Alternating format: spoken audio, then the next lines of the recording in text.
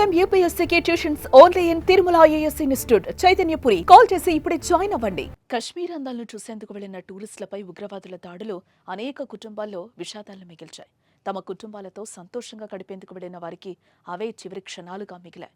ఇదిలా ఉంటే ఈ దాడిలో కర్ణాటకలోని శివమొగ్గ జిల్లాకు చెందిన మంజునాథ్ కూడా ప్రాణాలు కోల్పోయారు.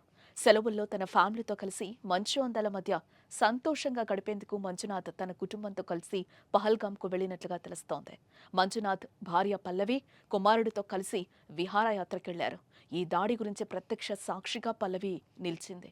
తన ఎదుటే భర్తని పోగొట్టుకున్న పల్లవి హృదయ విదారకరంగా విలపిస్తూ ఉగ్రవాదుల ఐడీ కార్డ్ అడిగి మరీ కాల్చి చంపినట్లు పల్లవి చెప్పింది.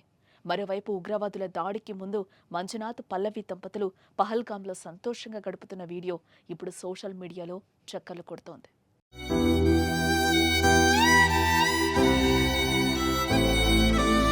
ఉగ్రవాద దాడిలో ప్రాణాలు కోల్పోయిన మంజునాథ్ భార్య పల్లవి ఇలా చెప్పుకొచ్చారు.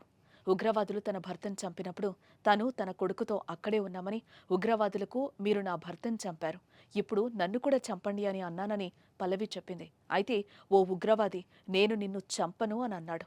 అంతేకాదు మేం చేసిన దాడి గురించి మోదీకి చెప్పు, అందుకే నిన్ను విడిచిపెడుతున్నాం అని చెప్పాడు.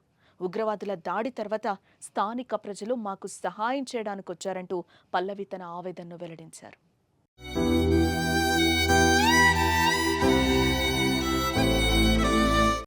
शिवमोगा कर्नाटक से हम इंडियन ट्रैवल स्टोर्स में बुक करके कश्मीर प्रवास में आए हैं।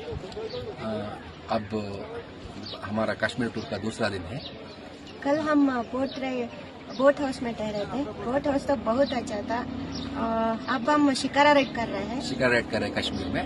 शिकारा राइड करवा रहे हैं मोहम्मद रफीक जी, और हमारा सब टूर ऑर्गेनाइज किया है काजल Thakur ji, Indian travel store से। बहुत अच्छा लगा, बहुत अच्छा सर्विस, धन्यवाद, थैंक यू काजल मैम।